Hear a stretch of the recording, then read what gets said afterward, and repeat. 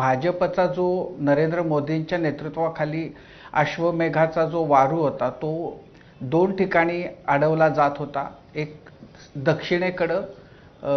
दक्षिणेकडच्या राज्यांमध्ये आणि दुसरं पूर्वेकडच्या राज्यांमध्ये, खास करून ममता बॅनर्जींच्या रूपानं तिथलं जे नेतृत्व होतं त्याच्यामुळं.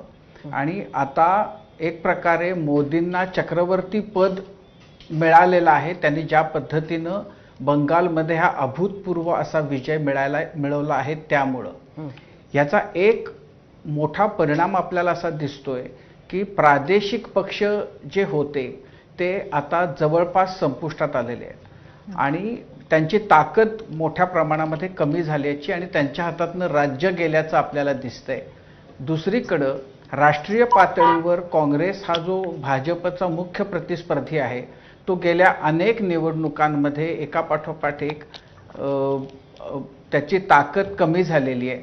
आता केरळमध्ये काँग्रेसनं ज्या प्रकारचं यश मिळवलं त्यामुळं कदाचित असं होईल की आसाममध्ये, बंगालमध्ये पक्षाची जी स्थिती झालेली आहे त्याच्याकडे दुर्लक्ष होईल. कदाचित असंही होईल, म्हणजे काँग्रेसला यामुळं अच्छे दिन येतील.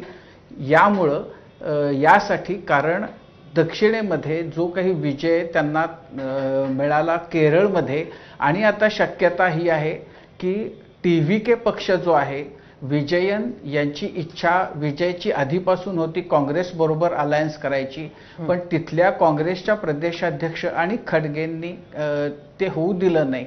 राहुल गांधींची इच्छा तिथं TVK बरोबर जायची होती.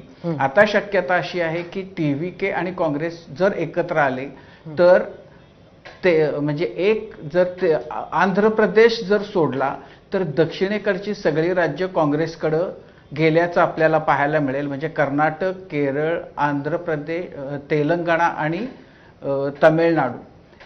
काँग्रेसची दक्षिणेकडची ताकद वाढेल, पण त्यांचं बाकी उत्तरेकडं आणि इतर राज्यांमधलं जे स्थान होतं ते प्रत्येक निवडणुकीमध्ये आपल्याला डळमळीत झालेलं दिसतंय.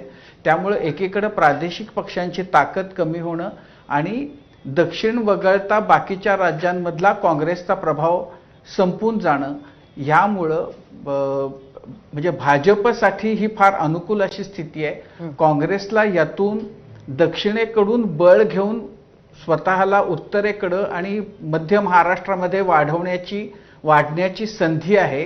पण राहुल गांधींच्या नेतृत्वामध्ये ते करणं काँग्रेसला कितपत जमेल हा एक मोठा प्रश्न दिल्लीच्या राजकारणामध्ये आज विचारला जातोय.